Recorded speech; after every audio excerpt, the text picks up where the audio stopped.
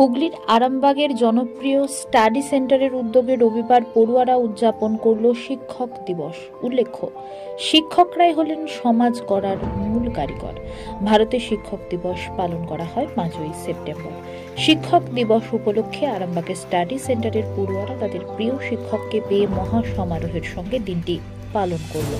উল্লেখ্য, ভারতের প্রাক্তন রাষ্ট্রপতি ও বিশিষ্ট শিক্ষাবিদ ডাক্তার সর্বপল্লী রাধাকৃষ্ণনকে সম্মান জানানোর জন্য 5ই সেপ্টেম্বর দিনটিকে শিক্ষক দিবস হিসেবে বেছে নেওয়া হয়েছে। এদিন জনপ্রিয় স্টাডি সেন্টারের পড়ুয়ারা তাদের প্রিয় শিক্ষক শেখ আব্দুল শফিককে শিক্ষক দিবস উপলক্ষে সম্বর্ধনা দিল। সেজন্য একটি অনুষ্ঠানের আয়োজন করা হয়েছিল আরামবাগের নবদিগন্ত ITI কলেজ মনসাতলা সংলগ্ন এলাকায়। বিশেষ চাহিদা সম্পন্ন এই শিক্ষক 13 বছর ধরে গৃহ শিক্ষকতা করেছেন। 300 জনের বেশি পড়ুয়া স্টাডি সেন্টারে পড়াশোনা করে বলে জানা গেছে। পড়ুয়ারা তাদের শিক্ষককে একটি স্মার্ট ওয়াচ ও জামা প্যান্টের সেট তুলে দেয়। আয়োজন করা হয়েছিল নৃত্য আবৃত্তি সহ একটি নাটক। পাশাপাশি বাল্য বিবাহ রোধ নিয়ে একটি নাটক হয় এদিন। দেখুন বিস্তারিত। কারণ স্যারকে আমরা খুব ভালোবাসি। আমাদের সারা বছর ওয়েট করে থাকি আমরা এই দিনের জন্য, যে অনেক আনন্দ করবো। যেমন আমরা ঈদে পুজোতে যেরকম আনন্দ করি, সেরকম আমরা টিচার্স ডেতেও আনন্দ করবো।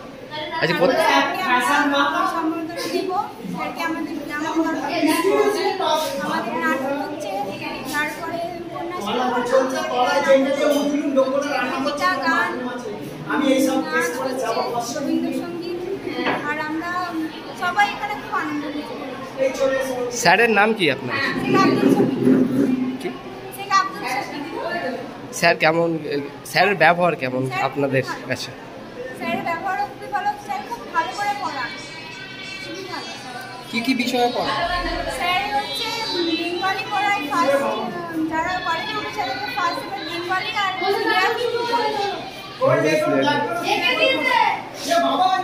বর্তমানে ছাত্রছাত্রীর সংখ্যা কোথায় পড়ায় স্যার? স্যার পড়াশোনা আমাদের কুটিপুকুর আছে, ওখানে পড়ায়, আর তার পাশেই রুম আছে, দোতলা রুমে পড়ায়। নাম কি? কোথা থেকে আসছে?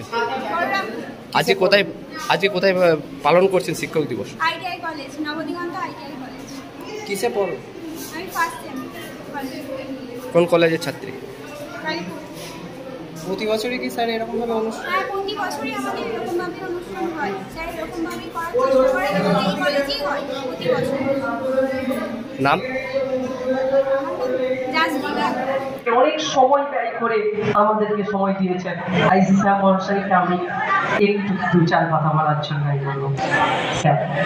বিষয়টা হচ্ছে, আজকে আরামবাগ জনপ্রিয় স্টাডি সেন্টারের সকল ছাত্রছাত্রীরা মিলে আমায় সংবর্ধনা দিচ্ছে। আমার প্রায় 35-40খানা ব্যাচ আছে, তাদেরকে আলাদা আলাদা করে অনুষ্ঠান না করে একত্রিতভাবে অনুষ্ঠান করছে। তো ছাত্রছাত্রীরা আমায় খুব ভালোবাসে, আমায় খুব সম্মান করে, আমার খুব শ্রদ্ধা করে। আমার বর্তমান ছাত্রছাত্রীদের সাথে সাথে প্রাক্তন ছাত্রছাত্রীরাও আসে আজকের অনুষ্ঠানটার জন্য। তো খুব ভালো লাগে ওরা এইভাবে অনুষ্ঠানটা করে। আমি ওদেরকে সকাল থেকে সন্ধ্যা পর্যন্ত শিক্ষা দিতে দিতে সারা দিনটা আমার কেটে যায়। তো ওরা আমায় সম্মান শ্রদ্ধা করার সাথে সাথে আজকের দিনটা ওরা কবিতা আবৃত্তি, বক্তৃতা, তারপরে নৃত্য, বিভিন্ন প্রাইজের মাধ্যমে এই অনুষ্ঠানকে সুন্দরভাবে সাজিয়েছে। আমার খুব ভালো লেগেছে। যেমন অনেক পুরাতন ছাত্রছাত্রী এসেছে, তার সঙ্গে আমাদের আজকে ছাত্রছাত্রীরা একটা নাটক অনুষ্ঠানের জন্য আয়োজন করেছে, যেটা হচ্ছে বাল্য বিবাহ রোধ। এর সাথে আমাদের কীর্তি ছাত্রছাত্রী যারা 90, 97, 96 পেয়েছে তাদেরকে সংবর্ধনা আমাদের তরফ থেকে দেওয়া হচ্ছে।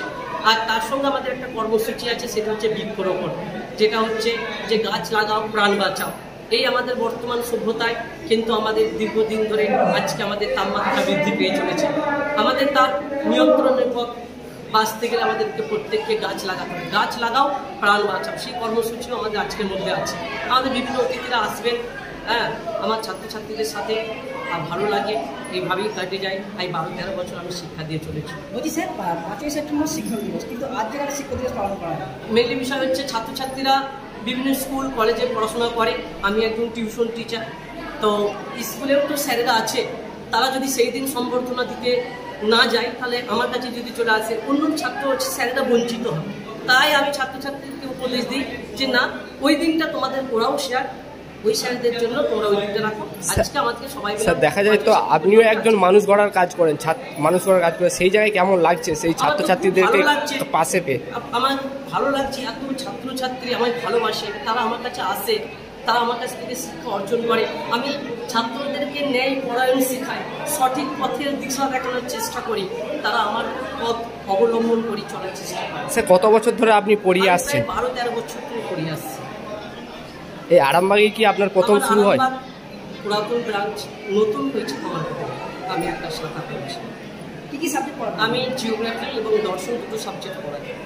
কেমন রেজাল্ট হয়েছে? আমার রেজাল্ট এবছর মাধ্যমিকে 98 পেয়েছে কোচিয়া, আজকে আমরা তাদের সংবর্ধনা দিয়েছি।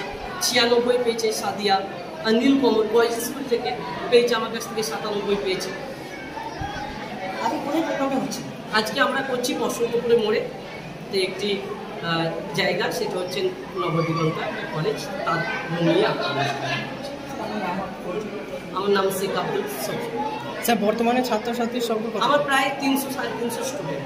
স্যার যারা গরিব ছাত্রছাত্রী, আমি বহু ছাত্রছাত্রী আছে যারা দারিদ্র, অসহায়, পড়াশোনার আঙিনা থেকে বঞ্চিত। আমাদেরকে আগিয়ে আসতে হবে যে যাতে গরিব অসহায় মানুষরা পড়াশোনা করতে পারে না, তাদেরকে আমরা যদি না পাশে দেওয়া, তাহলে নতুন করে আমরা সমাজ গড়ে তুলতে পারবো না। তো আমাদেরকে নতুন করে সমাজ গড়ে তুলতে গেলে আমি অনেক ছাত্রছাত্রী আছে দারিদ্র অসহায়, আমি বিনা পয়সায় পড়াই। যদি কারোর পরিচিতি কেউ থাকে যে বই কিনতে পারছে না কিংবা টাকা দিতে পারছে না, আমি বিনামূল্যে পড়াবো সম্ভব, সব দায়টা আমার। আমি স্যার আপনার নাম? আমার নাম শেখ আব্দুল সফি।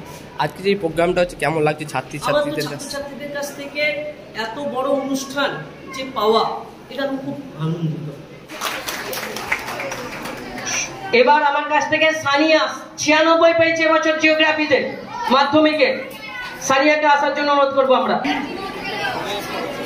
96 পেয়েছে এবছরে।